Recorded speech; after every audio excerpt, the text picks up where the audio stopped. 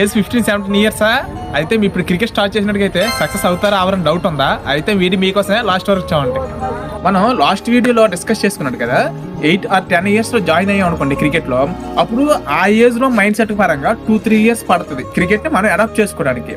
అదే ఇప్పుడు ఆల్రెడీ మనం ఏజ్ దాటి వస్తాం కదా, ఇప్పుడు స్టార్ట్ చేయొచ్చా లేదా అంటే ఆల్రెడీ ఇప్పుడు ఒక 13 years 12 years 15 years 17 years something ఏదో ఒక ఏజ్ అనుకోండి. ఆ ఏజ్ స్టార్ట్ చేయాలి అంటే ఎంతో కొంత స్కిల్ అయితే మీరు ఫాస్ట్ బౌలర్ అయినట్టుగైతే మీకు మినిమం పేసో లైనర్ లెంతో లేకపోతే దాని గురించి ఒక అవగాహన ఉండడం, లేదా బ్యాటింగ్ అయినట్టుగైతే ఎంతో కొంత స్కిల్ ఉండడం అలాంటిది ఏదైనా ఉందనుకోండి, అప్పుడు స్టార్ట్ చేసినా మనకి ఎటువంటి ఇబ్బంది ఉండదు. ఎందుకంటే ఇది రావడానికే కదా మన క్రికెట్ అడాప్ట్ చేసుకున్నాను కదా ఆ ఏజ్ స్టార్ట్ చేయాల్సింది.